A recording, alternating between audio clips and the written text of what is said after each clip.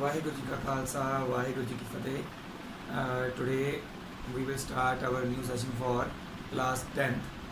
We were doing chapter linear equations in two variables, that is the third chapter of class 10th NCERT notebook, and this is for CBSE.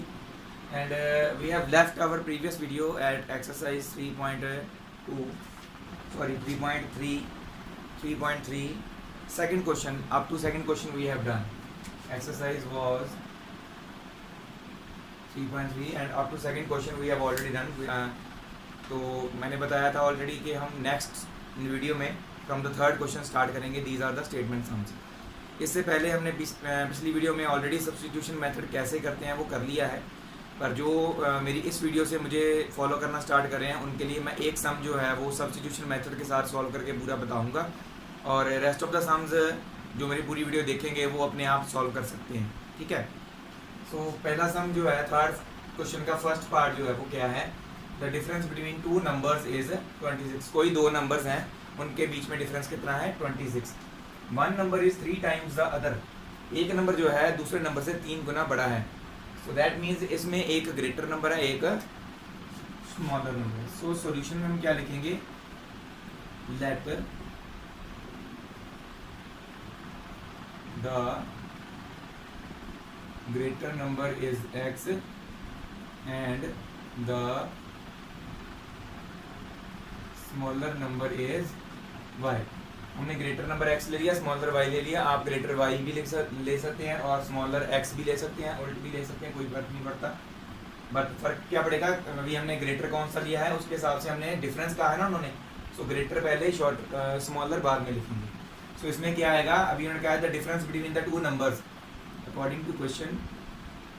Difference between two number x minus y is equal to 26 होगा. Greater में से smaller minus करेंगे तभी हमारे पास positive answer आएगा ना. अगर हमने y ग्रेटर लिया होता और x स्मॉलर लिया होता तो y minus x is equal to 26 आना था. और सेकंड इक्वेशन क्या बनाई हुई है, फिर सेकंड इक्वेशन में भी फर्क पड़ना है. अगर हमने दूसरा लिया होता तो अभी तो हमने x और y लिया ना, ग्रेटर और स्मॉलर, तो one number is 3 times the other. So obviously greater number जो होगा स्मॉलर से 3 टाइम्स ज्यादा होगा. सो सेकंड इक्वेशन ये है केस 1.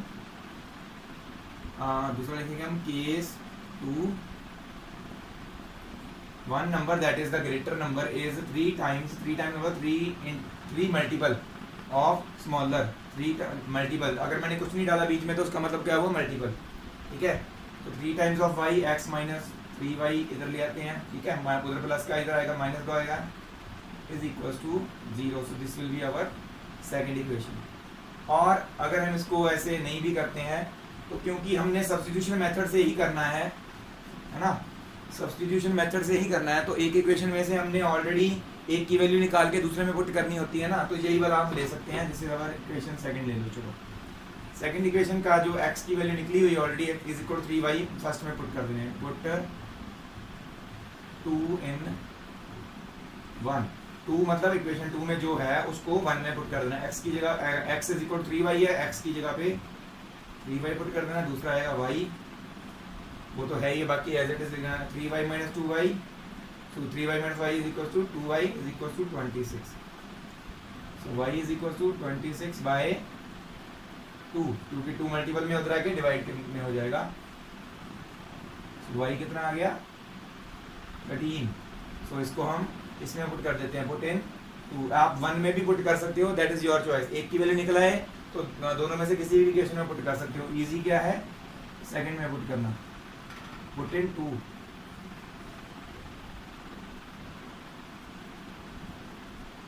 Thirteen 3 are 39.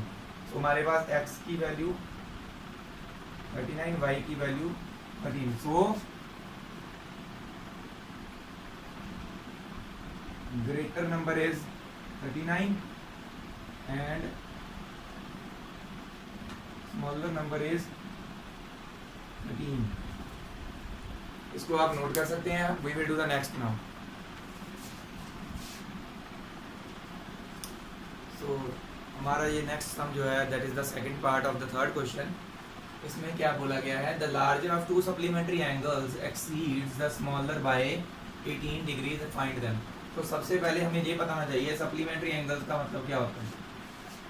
जिनको पता है that is well and good है, जिनको नहीं पता मैं उनको बता देता हूँ। सप्लीमेंट्री एंगल्स मतलब क्या होता है, थोड़ा शॉर्ट फॉर्म में लिखना है, सप्लीमेंट्री एंगल्स, और एक होते हैं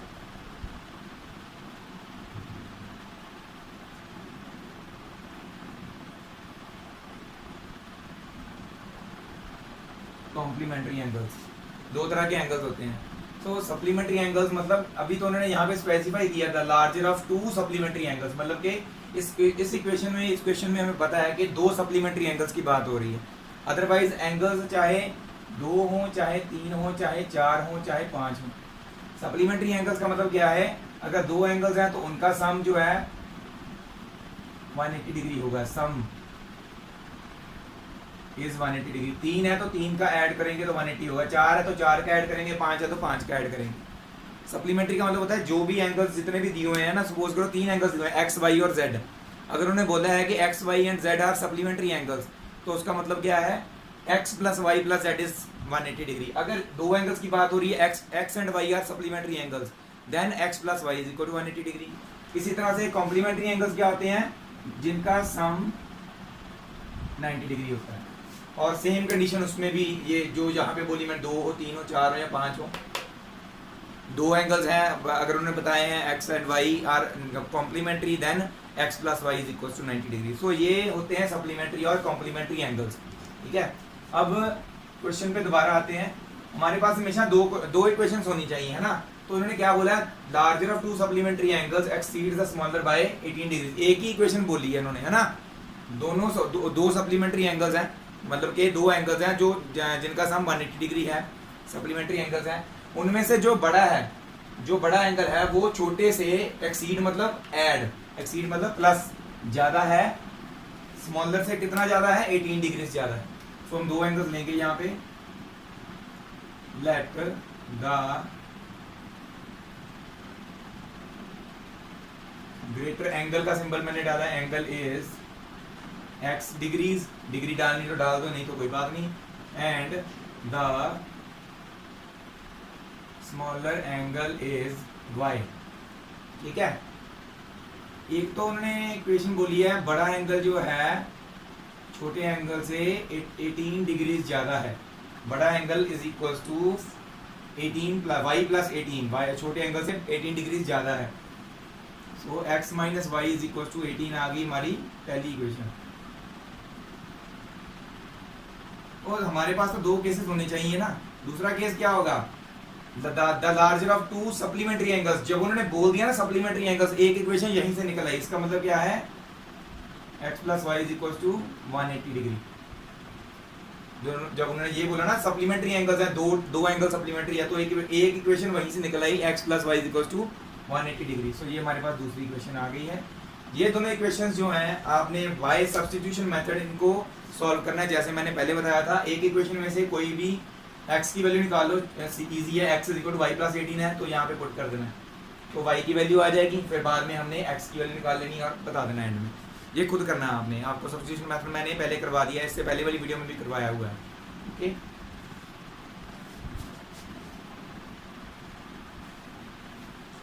तो हमारे नेक्स्ट मैंने दो क्वेश्चंस लिखे हैं, third and fourth part. Third question के थर्ड एंड फोर्थ पार्ट है। थर्ड क्वेश्चन इजी है क्योंकि ये मैं आपको नहीं करवाऊंगा, ये आपको मैं जस्ट समझाऊंगा, आपने खुद करना है। The coach of a cricket team buys 7 bats and 6 balls for ₹3800 and later she buys 3 bats and 5 balls for ₹1750. Find the cost of each bat and ball. So इसमें easily पता चल रहा है हमने let क्या करना है, let the cost of a bat is ₹X and the cost of a ball is ₹Y. तो पहले उसने कितने बैट्स और बॉल्स बाय किए, 7 bats and 6 balls. so 7x plus 6y is equal to 3800 और नेक्स्ट आ जाएगा 3x plus 5y is equal to 1750। ठीक है, दो इक्वेशन बन जाएंगी, आपने उसको सब्स्टिट्यूशन मेथड के साथ सॉल्व कर लेना है। Okay, next question, this is very very important question, taxi charge वाला। ठीक है, बहुत इंपॉर्टेंट क्वेश्चन है और इसको आपने ध्यान से समझना है। The taxi charge in a city consist of a fixed charge. एक फिक्स चार्ज पक्का है, चाहे वो पर्सन बैठ के निकल जाए टैक्सी में से, कहीं भी ना आ जाए, तो वो फिक्स चार्ज उसको लगना ही लगना है।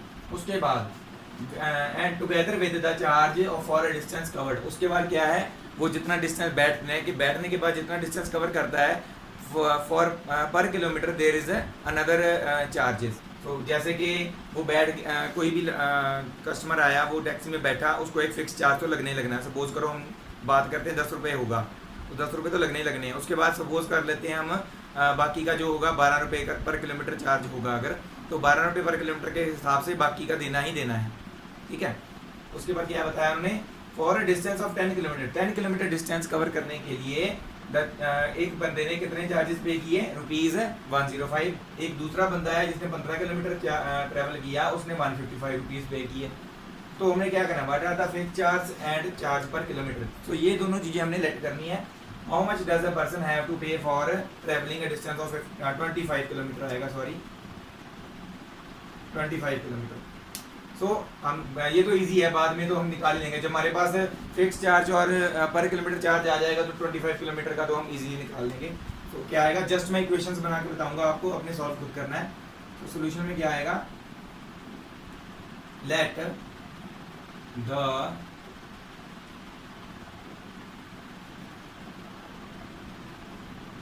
Fixed charges are ₹X and the charge per kilometer is ₹Y। So according to question एक बंदे ने 10 किलोमीटर ट्रेवल किए, एक फिक्स चार्ज जो है X रुपीज़ लगना है, प्लस 10 किलोमीटर ट्रेवल की 10 इंटू जो उसका पर किलोमीटर का चार्ज है 10 into Y is equal to उसने कितना पे किया 105। और दूसरी equation, this was the case 1, ये हमारी इक्वेशन 1 आ गई। और दूसरा आ जाएगा केस 2, फिक्स चार्ज तो लगना है 15Y 15Y is equal to 155। So this is our second equation. Substitution method आपने यूज करना है, दोनों में से किसी एक में से आप x की वैल्यू निकाल के दूसरी इक्वेशन में पुट कर दो। सपोज 1 में से आप निकालते हो x की वैल्यू, दूसरी इसमें पुट कर देनी है और आपने वैल्यूज निकाल लेनी है x और y की। निकालने के बाद उन्होंने पूछा है what are the charges for travelling distance of 25 kilometre after finding out the values of x and y, जो हमारे पास वैल्यूज आ जाएंगी फिक्स चार्ज और वगैरह, है ना। उसके बाद लिखेंगे for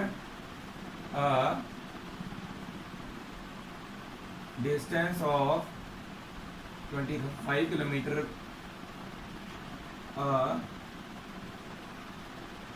person have to pay, कितने पे करने पड़ेंगे इसको, pay is equal to x plus 25 by x और y की जो वैल्यूज आएंगी यहाँ पे पुट कर देना, आंसर निकाल लेना है। आपको पता चल जाएगा कि उसने 25 किलोमीटर के लिए कितने पैसे देने हैं, ठीक है। तो ये क्वेश्चन, जो 2 क्वेश्चन ऐसे करने हैं, इसको स्क्रीन पॉज करके नोट कर लीजिए।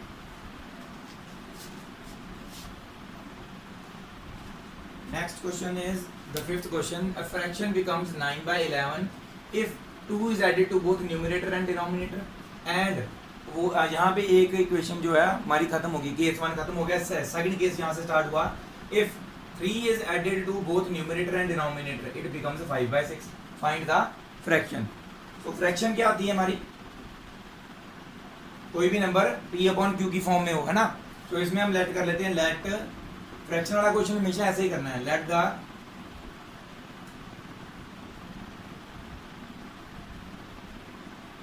Fraction is x/y। फ्रैक्शन हमने लेट कर ली x/y है, ये न्यूमरेटर है इसका, ऊपर वाला नीचे वाला डिनोमिनेटर होता है, ठीक है। पहला जो उन्होंने बोला है हमको, according to question case 1, fraction क्या बन जाती है, 9/11 बन जाती है। कब, जब 2 ऐड होता है, बोथ मतलब दोनों में, किनमें, न्यूमरेटर एंड डिनोमिनेटर दोनों में हम 2 ऐड करते हैं, तो x + 2 हो गया और y + 2 हो गया।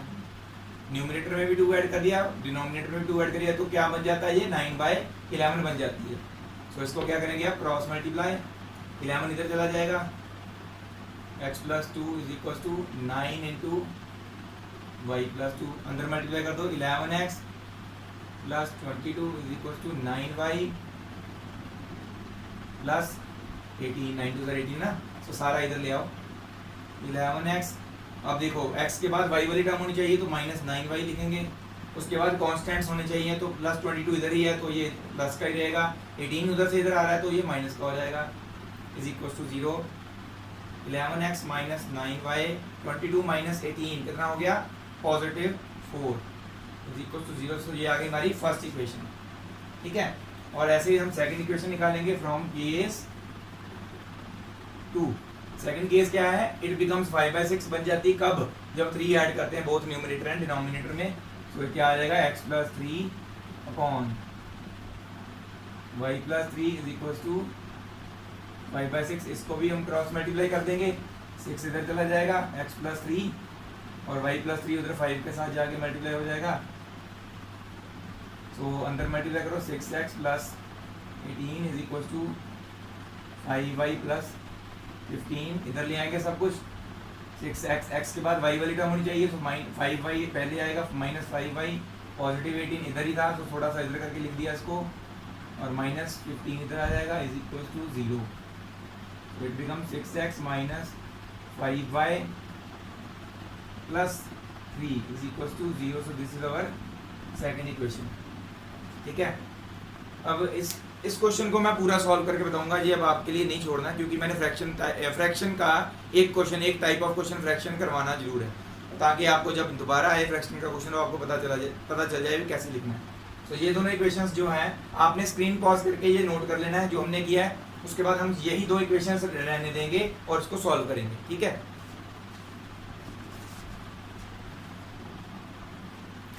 हाँ जी, मैंने आपको बताया था कि हमने वो जो सॉल्व किया वो आपने नोट कर लेना है, और हमने सिर्फ वो उनकी इक्वेशंस जो निकली थी वो हमने लिख ली है। This is first equation, this is second from equation 1। जो मेरी वीडियो पहली बार देख रहे हैं उनके लिए फिर से एक तरह से सब्स्टिट्यूशन मेथड से मैं बता रहा हूँ सॉल्व करके कैसे हो रहा है, अदरवाइज आप पिछली वीडियोस भी देख सकते हो, उसमें पता चल जाएगा सब। देखो पहली इक्वेशन में से हमने सपोज करो x की वैल्यू निकालनी है 11x।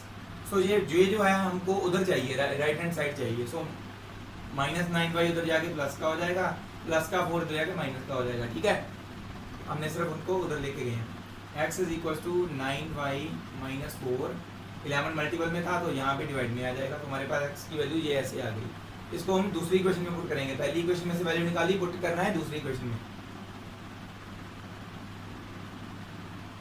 Put into 6 into 9y - 4 by 11 plus 4 is equals to 0, ठीक है। सो ये सॉरी सेकेंड इक्वेशन और 5y रह गया बीच में, और ये मैंने क्या कर दिया थोड़ा सा। 6 into x की value -5y + 3 is equals to 0। 6 को जस्ट अंदर मल्टीप्लाई कर देंगे, क्योंकि ये 6 और 11 कटिंग नहीं ना हो रही, तो 6 को अंदर मल्टीप्लाई करेंगे। 9 6 are 54y, 6 - 6 + 12 6 4 are 24 by 11, ये आ गया अंदर, -5y + 3 is equals to 0। सो देखो नीचे जहाँ इसमें 11 है, इन दोनों में नहीं है, तो एलसीएम आ जाएगा नीचे 11। ये तो ऊपर वाली चीज ऐसी आएगी क्योंकि इसके नीचे 11 लिखा हुआ है, इनके नीचे 11 नहीं है, तो दोनों के साथ 11 एक बार मल्टीप्लाई होना है। 11 5s are 55 by 11 3s are 33 is equals to 0। सो ये 11 जो है आप डिवाइड में उधर जाके खत्म हो जाएगा, 0 के साथ मल्टीप्लाई होके खत्म हो जाएगा। 54y - 55y, तो देखो प्लस माइनस माइनस तो होगा, बट 55 का साइन बड़ा है तो -y आएगा। उसके बाद देखो 24 माइनस का और 33 प्लस का, ये बड़ा है ये छोटा है, प्लस माइनस माइनस होगा। 24 जो है 33 से माइनस करेंगे तो कितना आ जाएगा हमारे पास, देखो 6 और 3 9 आ जाएगा ना पॉजिटिव का। तो ये जो नीचे 11 था वो दूसरी साइड जाके ये क्या हो गया, 0 के साथ मल्टीप्लाई, तो ये खत्म हो जाएगा। -y इज इक्वल टू, और ये तो 0 होएगा, 9 उधर जाके क्या हो जाएगा -9। तो y की वैल्यू कितनी आ गई 9। अब ये हम चाहें तो जिसमें मर्जी पुट कर सकते हैं, मैं 1 में पुट कर देता हूँ क्योंकि हमारे पास एक वैल्यू आ गई, तो हम इसी में पुट कर सकते हैं, 1 में पुट कर देते हैं। 11x - 9 into 9 + 4 is equal to 0। Baud मास के रूल के अकॉर्डिंगली पहले मल्टीप्लाई करना होता है। 11x 9 9s are -81 + 4 is equal to 0। Minus 81 और plus 4 it becomes minus 77. 11x minus 77 is equal to 0. 11x minus का साइन उतरेगा, प्लस का हो जाएगा 77. x is equal to 77 by 11. तो x की वैल्यू क्या आ गई 7. सो दैट मीन्स न्यूमिनेटर 7 है, डिनोमिनेटर 9 है. सो हम एंड में क्या लिखेंगे, सो द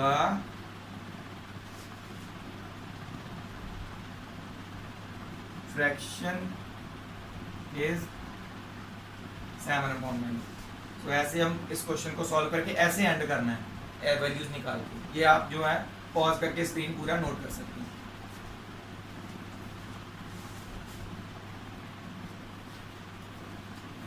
तो ये हमारी 3.3 एक्सरसाइज का लास्ट क्वेश्चन है. ये भी इंपॉर्टेंट है क्वेश्चन, ये पेपर में कई बार आया भी हुआ है. तो कैसे करेंगे, फाइंड 5 years हैंस, हैंस का मतलब आगे, plus age of Jacob will be 3 times that of his son. Jacob की एज अपने बेटे से 3 गुना ज्यादा होगी. कितने साल बाद, 5 साल बाद. जो उनकी अब एज है उससे 5 साल दोनों की जब एज बढ़ जाएगी तब जैकब की एज अपने बेटे से 3 गुना ज्यादा होगी.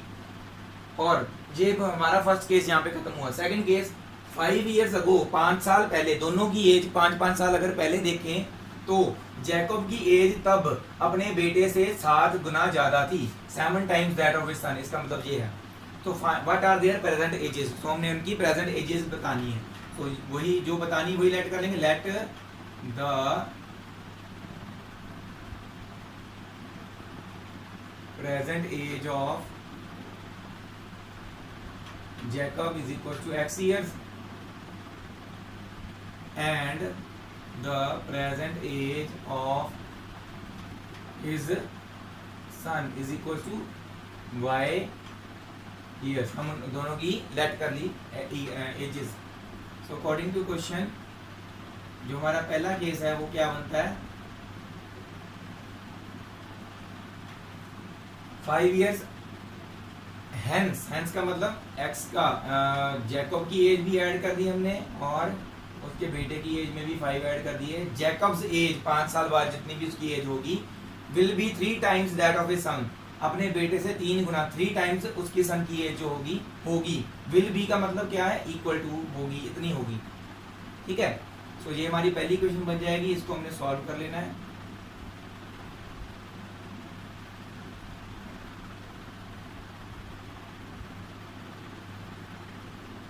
जैसे मैंने आपको बताया था 3y मतलब कि x के बाद y वाली टर्म होनी चाहिए, तो पहले मैंने वो लिखा.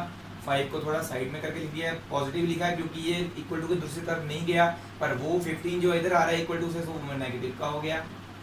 सो x minus 3y minus 10 is equal to 0. ये आ जाएगी हमारी फर्स्ट इक्वेशन. ऐसे ही केस 2 हो जाएगा हमारे पास. अब देखो 5 years अगो मतलब पीछे, माइनस x की भी एज में से 5 माइनस कर दीजिए और y की उसके सन की एज में से 5 माइनस कर दीजिए. देन जैकब की एज तब कितनी थी, अपने बेटे से 7 गुना बड़ी थी. 7 times, 7 into age of his son. Jacob's age is equal to 7 times, बॉस भी आ जाएगा, इस आ जाए तो इक्वल टू का मतलब होता है वो. तो 7 times of his son's age. तो इसको सॉल्व कर लेंगे. x minus y is equal to 7 minus 35, x minus 7y minus 5 plus 35 is equal to 0. x minus 7y plus 30 is equal to 0. So this will be our second equation. इसको आपने बाकी solve करना है bye substitution method. ठीक है. सो इसको आप pause करके पूरा नोट डाउन कर सकते हैं.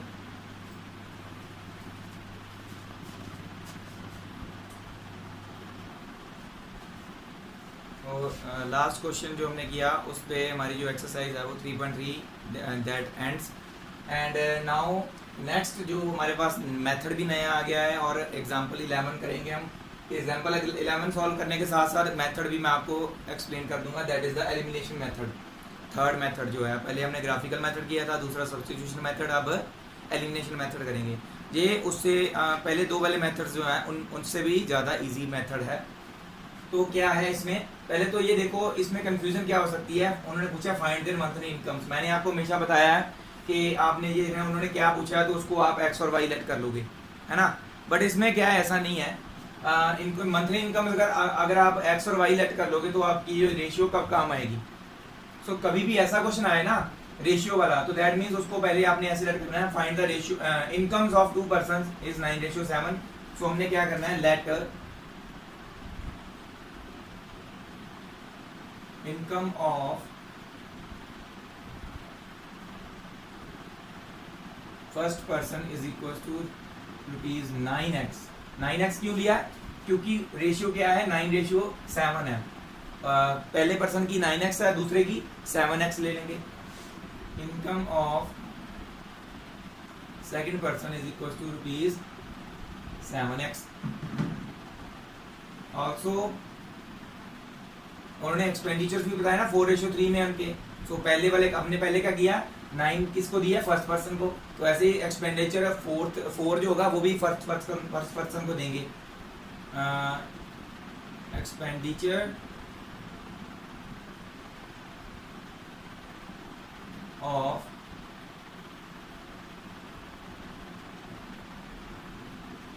First person is equal to rupees. अभी एक्स वाला नहीं लेना क्योंकि एक रेशियो हमने 9x 7x कर ली है। अब दूसरी क्या लेंगे, 4y और 3y, ठीक है। Expenditure of second person is equal to rupees 3y।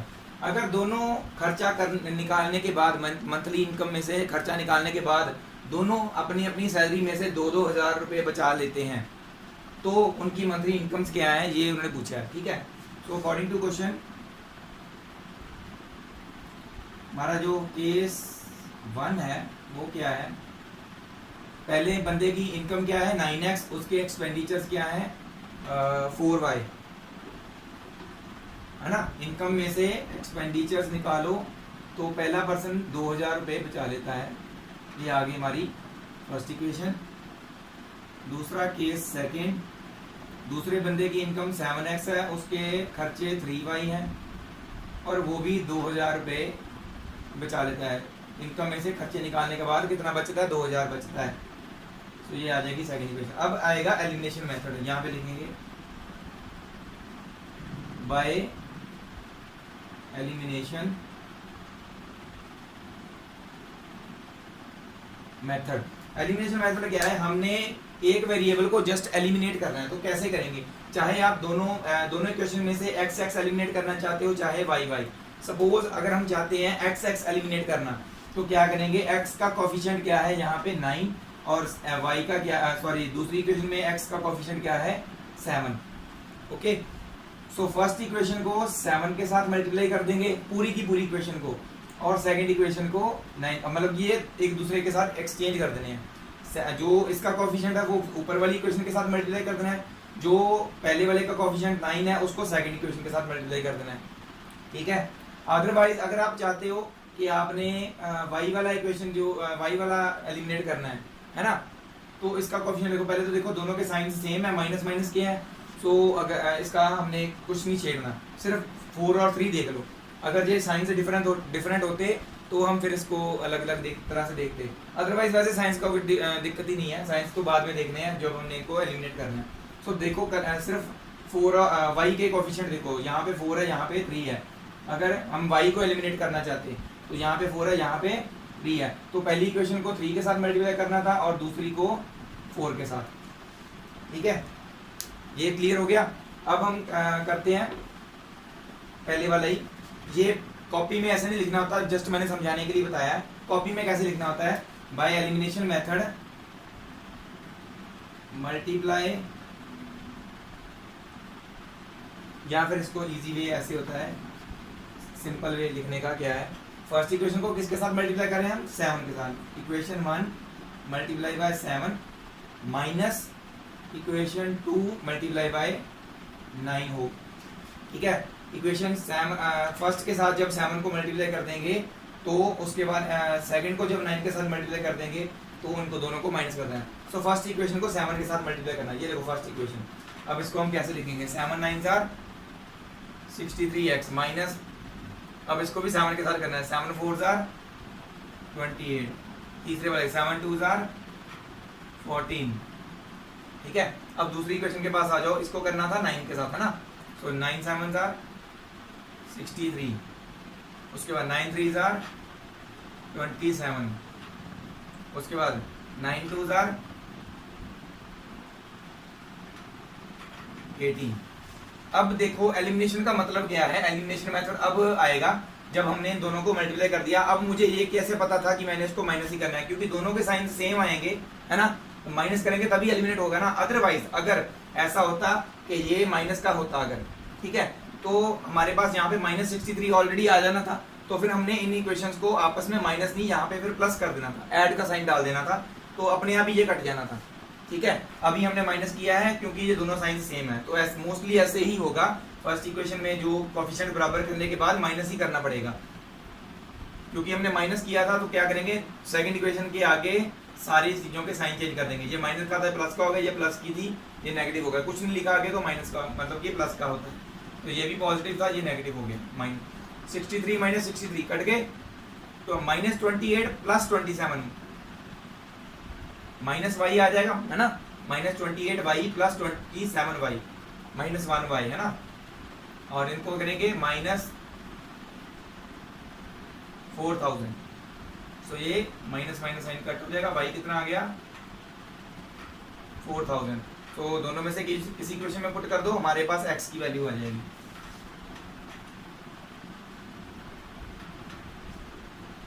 Put in 1। तो एलिमिनेशन मेथड यहीं तक है, बस वैल्यू निकालने के बाद वही सब जो हम पहले करते आ रहे हैं सब्स्टिट्यूशन मेथड में, वैल्यू निकालने के बाद वैल्यू को किसी दोनों में से एक इक्वेशन में पुट करनी है और आंसर निकालना है। एलिमिनेशन मेथड का मतलब ये है कि बस कोई भी दो कोएफिशिएंट्स x के या y के बराबर कर लो और उसको खत्म कर दो, माइनस कर दो, ओके। तो ये देखो पुट इन 1 में पुट करते हैं 9x minus 4 into 4000 is equal to 2000। 9x 4 4 जार 16,000 इज इक्वल टू 2000, माइनस का 16,000 उधर जाके प्लस का हो जाएगा। 9x is equal to 2000 plus 16,000, 2000 plus 16,000 18,000, 9x is equal to 18,000। इसको आगे सॉल्व कर देता हूँ यहाँ पे, देन x कितना आ जाएगा, 9 इधर मल्टीपल में ना, उधर जाके डिवाइड में आ जाएगा, 18,000 बाय 9,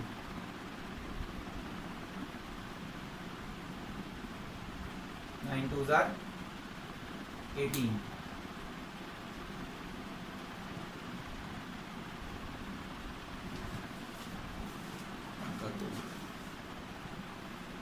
सो हमारे पास x की वैल्यू कितनी आ गई 2000,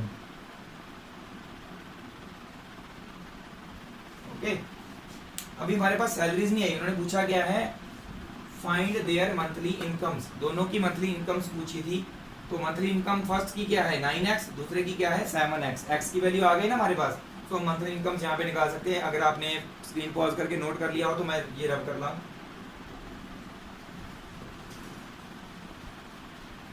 बस इतने की जरूरत पड़ेगी मुझे, सॉल्व हो जाएगा।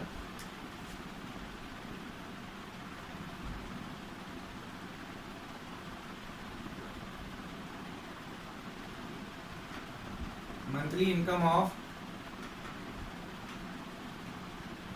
फर्स्ट पर्सन 9x थी ना हमारे पास, तो 9 इंटू 2000 कितनी आ जाएगी 18,000। दूसरे की भी monthly income of second person 7 into 2000 कितनी आ गई 7 2 जार 14,000। सो इतनी इतनी दोनों की मंथली इनकम है। अगर उन्होंने पूछा होता, ये भी पूछा होता what are their monthly expenditures, so हमने क्या करना था 4 y की वैल्यू जो आई है हमारे पास, y की वैल्यू कितनी है 4000, है ना।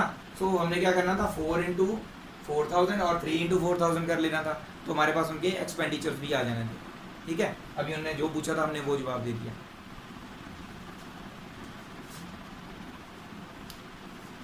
उसके बाद आ जाती है हमारे पास एग्जाम्पल 12। इसको जस्ट मैंने इक्वेशंस उन्होंने बोली है उनको सॉल्व करना है आपने बाय एलिमिनेशन मेथड, तो ये तो इजी है, आपने खुद करना है। नेक्स्ट ये हमारे पास एग्जांपल 13 है, इसके बाद हमारे पास एक्सरसाइज जो होती है 3.4 वो स्टार्ट हो जाएगी, तो वो हम नेक्स्ट वीडियो में करेंगे। आज के लिए हम यही हमारे पास लास्ट क्वेश्चन है इस वीडियो का। तो क्या है इसमें, वेरी वेरी इंपॉर्टेंट क्वेश्चन है, ये बहुत इंपॉर्टेंट क्वेश्चन है, ध्यान से देखना है। और एक्सरसाइज में भी ऐसा क्वेश्चन आएगा तो आपने वो खुद देखना है वो कैसे होगा, ठीक है। वैसे तो मैं करवाऊंगा, अदरवाइज आपने देखना भी है कैसे होगा। तो कैसे करते हैं ऐसा question, the sum of the 2 digit number and the number obtained by reversing the digits. जब भी ऐसा आता है ना क्वेश्चन 2 डिजिट नंबर की बात हो रही है, तो उसमें क्या करना है, पहले तो ये समझो 2 डिजिट नंबर क्या होता है। कोई भी ऐसे जैसे हम लेट कर लेते 26 एक 2 डिजिट नंबर है ना। तो हमें जब आप छोटे थे तब आपको कहा जाता था, कोई भी एक नंबर दिया जाता था उसको बोलते थे एक्सपैंड करो, तो आप उसको कैसे एक्सपैंड करते थे, 2 + 60 लिख देते, 20 + 60 लिख देते थे, है ना। सो 20 कैसे आया, जब इस ऐसे लिखेंगे 10 × 2 + 6, मतलब 10 क्या है, ये 10th प्लेस बता रहा है। 10th प्लेस का डिजिट क्या है, 2 है, और 1st प्लेस का डिजिट क्या है, 6 है। 1 × 6 हम कहते हैं, है ना। 10 × 2 का मतलब 10th प्लेस का डिजिट 2 है, और 1 × 6 का मतलब 1st प्लेस का डिजिट 6 है। सो ये जो हमारे पास प्लेसेस है ना 10 और 1, ये ऐसी रहेंगी। हमको ये नंबर नहीं पता क्या है, 10th प्लेस क्या है और 1st प्लेस क्या है, ये नहीं पता। सो हम अगर लेट करते हैं 10th place is x and 1st place is y, सो यही नंबर अगर हमें लिखना हो, हमें पता ही नहीं अगर भी 26 है, तो हम कैसे लिखेंगे नंबर, 2 डिजिट नंबर को कैसे लिखेंगे, 10x + y। उसकी 10th प्लेस x है, 1st प्लेस y है, ठीक है। और एक ये भी पूछी गई है चीज, number obtained by reversing the digits. Reversing the digits मतलब 2 की जगह पे 6, 6 की जगह पे 2, तो क्या आ जाएगा, 60 + 2 लिखोगे, या फिर इसको लिखोगे आप 10 × 6 + 1 × 2। सो प्लेसेस 1 और 10 तो वही रहती हैं, बस क्या हो गया चेंज, प्लेसेस 6 इधर आ गया, x 2 उधर चला गया। तो यहाँ पे मतलब 6 को हमने क्या लिया था, y लिया था, और 2 को x लिया था, तो x इधर आ गया और y इधर आ गया। तो इसका रिवर्स क्या होगा, रिवर्स का मतलब 10y + x, ठीक है। सीधा नंबर ये, उसका रिवर्स का मतलब ये 10y + x। तो ये क्वेश्चन करने से पहले मैंने आपको इसलिए बताया ताकि आपको पता चल जाए हमने कैसे करना है। तो ये 2 डिजिट नंबर की बात हो रही है, तो हमने प्लेसेस लेट करनी, क्या कौन सी, 10th प्लेस और 1st प्लेस, ठीक है।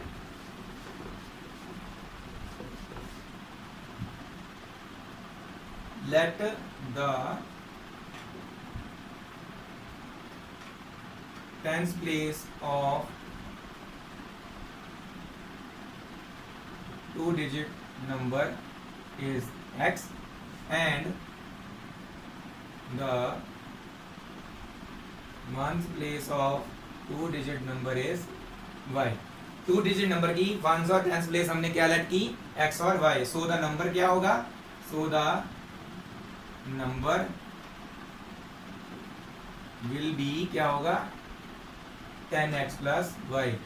अगर उसकी 10th प्लेस x है और 1st प्लेस y है, तो नंबर कैसे बनेगा, 10x + y बनेगा। मैंने आपको बताया था ना अभी, उसको बताया मैंने एग्जांपल देके।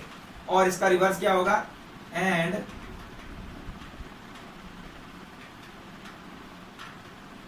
Reversing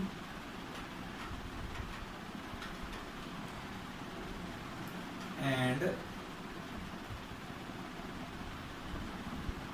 after reversing the digits, the new number will be, जब डिजिट्स रिवर्स हो जाएंगी तो क्या बन जाएगा, 10y + x, ठीक है। अब देखो, अब हम क्वेश्चन पे दोबारा जाएंगे, अकॉर्डिंग टू क्वेश्चन उन्होंने क्या बोला हुआ है।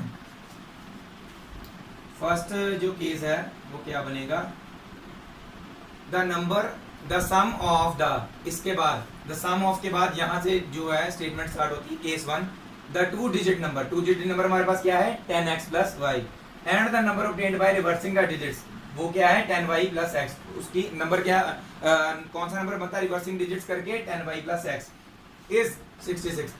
अब नंबर जो है और उसका रिवर्स जो है, उन दोनों का सम क्या है, 66। क्या मतलब बना इसका, 10x + y, ये हमारा नंबर है, प्लस सम बोला ना हमने, सम का मतलब प्लस सम ऑफ, अब दूसरा नंबर क्या है, रिवर्सिंग द डिजिट्स करके जो नंबर आ रहा है 10y प्लस एक्स क्या बन रहा है, वो 66 बन रहा है। अब इसको ओपन करेंगे ब्रैकेट्स को 10x plus y plus 10y plus x is equal to 66। 10x plus x 11x plus y plus 10y 11y is equal to 66। दोनों में 11 कॉमन है, x plus y is equal to 66। 11 multiple हो जाएगा, divide में हो जाएगा, x plus y is equal to 66 by 11 6 आ गया। तो इसका मतलब हमारे पास पहली इक्वेशन क्या आ रही है, x plus y is equal to 6। ये हमारी फर्स्ट इक्वेशन आ जाएगी। Second equation, if the digits are differ by. अब डिजिट्स क्या हैं, अगर मैंने ये हमारी डिजिट्स है ना x एंड y, अब डिफर बाय 2 मतलब कि दोनों डिजिट्स में डिफरेंस अगर 2 का है डिफरेंस है, मतलब सेकंड इक्वेशन केस 2। अब केस जो है दो तरीके से चलेगा। एक तो केस होगा जब हमको तो पता नहीं ना नंबर क्या क्या है, वो 26 भी हो सकता है 62 भी हो सकता है। अब देखो डिफर का मतलब उन्होंने ये नहीं बताया कि दूसरी में से पहली या पहली में से दूसरी। सो हम लेट करते हैं अभी। एक केस तो ये बनेगा x minus y is equal to 2 वाला, है ना। एक बार तो हमने ये वाली इक्वेशन 1 लेनी है और ये 2 लेनी है और सॉल्व कर देना है। दूसरी बार दूसरी इक्वेशन के साथ सॉल्व करेंगे तो हमारे पास जो डिजिट्स लगाएंगे तो हमने पहले यही वाला कर देना, ठीक है। x plus y is equal to 2r 6r है, x minus y is equal to 2। तो देखो x के कोफिशिएंट पहले ही बराबर है, दोनों पॉजिटिव हैं, तो या तो हम 1 और 2 को माइनस कर दें। और देखो y के भी पहले 1 y का कोफिशिएंट भी 1 है और y ये वाले y का कोफिशिएंट भी 1 है, बस साइन का डिफरेंस है, ये माइनस का ये प्लस का है। तो मैंने आपको पहले बताया था डिपेंड करता है भी हमने कौन से वेरिएबल को एलिमिनेट करना है, उसके हिसाब से हम प्लस या माइनस करते हैं। तो ये केस में मैं आपको y एलिमिनेट करके बताता हूँ इक्वेशंस ऐड करके ना हो, क्योंकि कोफिशिएंट तो बराबर है, मल्टीप्लाई तो करना नहीं कुछ। इक्वेशन 1 को 2 के साथ ऐड कर देना है। x plus y is equal to 6 और x minus y is equal to 2।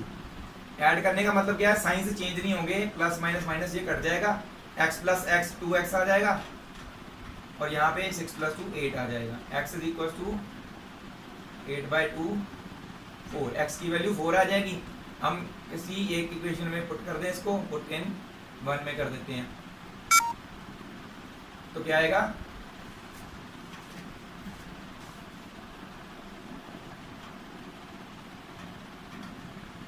तो क्या आ जाएगा, put in 1 x 4 plus y is equal to 6, y is equal to 6 minus 4, y is equal to 2। तो x अगर 4 है और y 2 है तो हमारा नंबर क्या बन जाएगा। तो लास्ट जो वीडियो बीच में पॉज होने की वजह से थोड़ा सा ये रह गया था, मैंने सॉल्व कर दिया था बट मोबाइल पर पता नहीं चला। तो हमने यहाँ तक वैल्यू निकाल ली थी, मैंने बताया था x 4 आ गया तो y 2 आ गया। तो इसका मतलब क्या है, हमारी 10th प्लेस डिजिट है जो x है, 1st प्लेस डिजिट y है, तो उसके हिसाब से हमारा नंबर क्या बनता है 42। जहाँ फिर 24 भी बन सकता है, कब बनेगा वो, जब हमारा दूसरा केस आएगा जिसमें हम क्या लिखते हैं y minus x is equal to 2। अगर हमने ये वाला case x minus 2 y is equal to 2 ना लेके y minus x is equal to 2 लिया होता तो हमारे पास y x की वैल्यू 2 आनी थी और y की वैल्यू 4 आनी थी, ठीक है। तो फिर हमारा नंबर 24 बन जाना था। तो ऐसे नंबर कौन, उन्होंने ये भी बोला how many such numbers are there. So ऐसे कितने नंबर हैं, 2 नंबर्स हैं, कितने कौन से 42 and 24। So 2 such numbers are there. So इसके बाद आपका जो ये लेक्चर आज खत्म होता है, ठीक है। और आप मेरे चैनल को जरूर सब्सक्राइब कर दीजिएगा, इंस्पायर अकेडमी सिमरनजोत सिंह, और आगे शेयर भी कीजिएगा। आप अपने कमेंट्स भी मेरे साथ शेयर कीजिए, आपको मेरी वीडियो कैसी लगी। कोई डाउट्स रहते हैं तो आप मुझे कमेंट में पूछ सकते हैं। और अगर आपको कोई चाहते हैं कि मैं वीडियोस में कुछ ना कुछ चेंजेस करूं या इसमें कोई और चीज़ ऐड अप होनी चाहिए तो प्लीज़ मुझे कमेंट बॉक्स में ज़रूर बताइए। Your valuable comments are always welcome. Thank you very much. Waheguru ji का खालसा, वाहिगुरू जी की फतेह।